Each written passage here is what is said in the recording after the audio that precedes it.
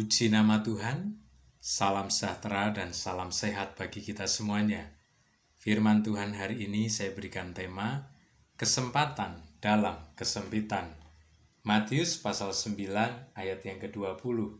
Demikian bunyi firman Tuhan. Pada waktu itu, seorang perempuan yang sudah 12 tahun lamanya menderita pendarahan, maju mendekati Yesus dari belakang dan menjamah jumbai jubahnya.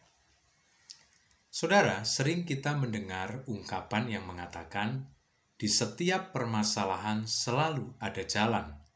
Di setiap kesempitan selalu ada kesempatan. Ungkapan tersebut nampak dalam kisah yang sudah kita baca tadi, kisah yang sangat menarik, yaitu perempuan yang alami pendarahan selama 12 tahun. Perempuan ini mengalami pergumulan yang sangat panjang berkaitan dengan kesehatannya. Segala upaya sudah dilakukan, biaya yang besar sudah dikeluarkan demi kesembuhan, tetapi dia tidak mengalaminya. Cerita yang sudah kita baca tadi berakhir dengan kebahagiaan bahwa perempuan ini akhirnya sembuh setelah menjamah jubah Yesus. 3 pelajaran penting akan kita peroleh dalam kisah ini berkaitan dengan tema kita, yaitu kesempatan dalam kesempitan.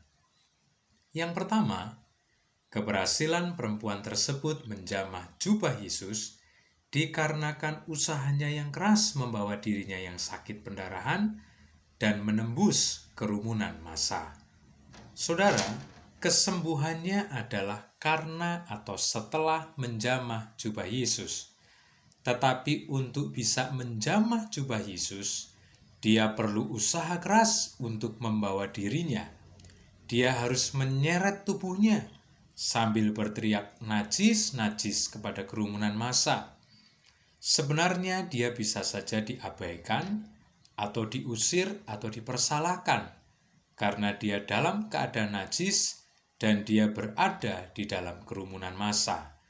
Tetapi itu semua tidak menghalangi usahanya untuk bisa berjumpa dengan Yesus dan akhirnya dia menjamah jubah Yesus.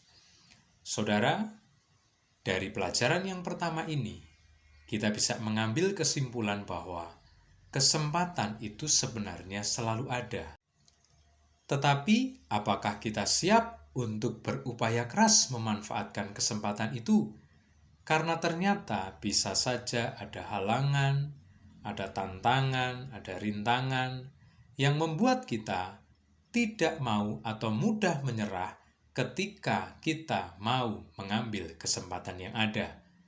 Jadi, perempuan ini dia maju terus, dia berusaha keras, dia hadapi segala rintangan, segala tantangan, dan akhirnya dia bisa menjamah jubah Yesus untuk kemudian mengalami kesembuhan. Pelajaran yang kedua adalah keberhasilan perempuan tersebut juga karena ia mampu melihat dan memanfaatkan kesempatan dalam kesempitan. Saudara, keadaannya yang terpuruk selama 12 tahun, yaitu masalah kesehatan dan tentu saja berdampak kepada masalah ekonomi, bisa saja membuat perempuan ini kecewa dan putus asa.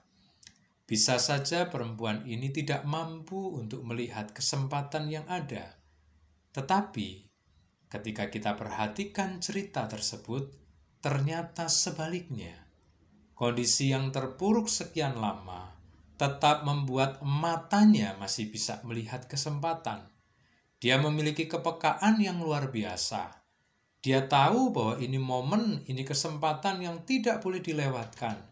Dia harus bisa berjumpa dengan Yesus, atau minimal dia bisa menjamah jubah Yesus. Lalu kemudian dia memanfaatkan kesempatan itu. Berdasarkan pelajaran yang kedua, mari, kesulitan pergumulan seberat apapun, jangan sampai mematikan kepekaan kita untuk melihat setiap kesempatan yang Tuhan berikan kepada kita.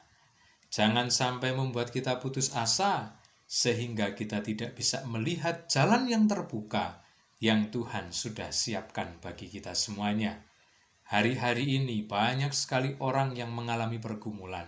Tetapi yakinlah, kesempatan jalan keluar itu selalu ada.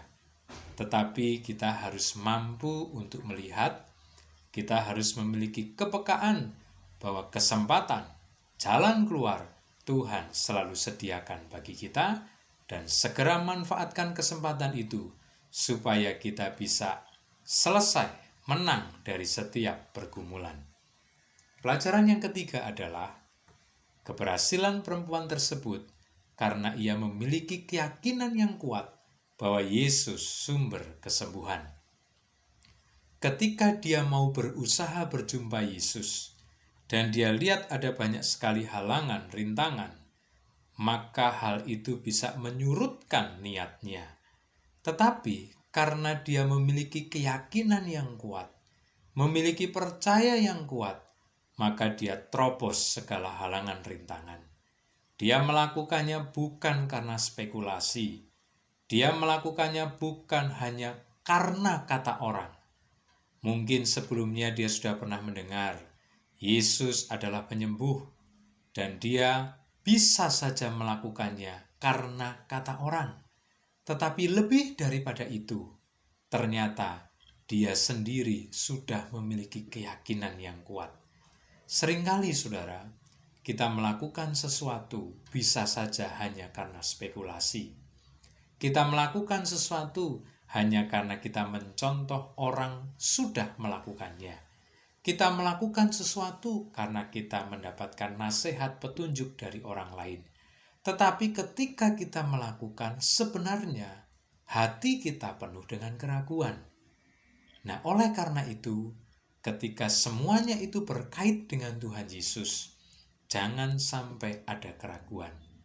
Kalau saudara melakukan sesuatu, mengikuti nasihat, mengikuti petunjuk yang tidak ada kaitannya dengan Tuhan Yesus, silakan saudara ragu. Tetapi kalau kita sudah mendengar petunjuk, nasihat, apalagi nasihat itu datang dari firman, petunjuk itu datang dari firman, maka lakukan dengan penuh keyakinan. Demikian firman Tuhan yang dapat saya bagikan. Kiranya 3 pelajaran dari peristiwa, dari cerita perempuan yang alami 12 tahun pendarahan, yang kemudian sembuh setelah menjamah jubah Yesus, bermanfaat bagi kita semuanya. Tuhan Yesus memberkati selalu.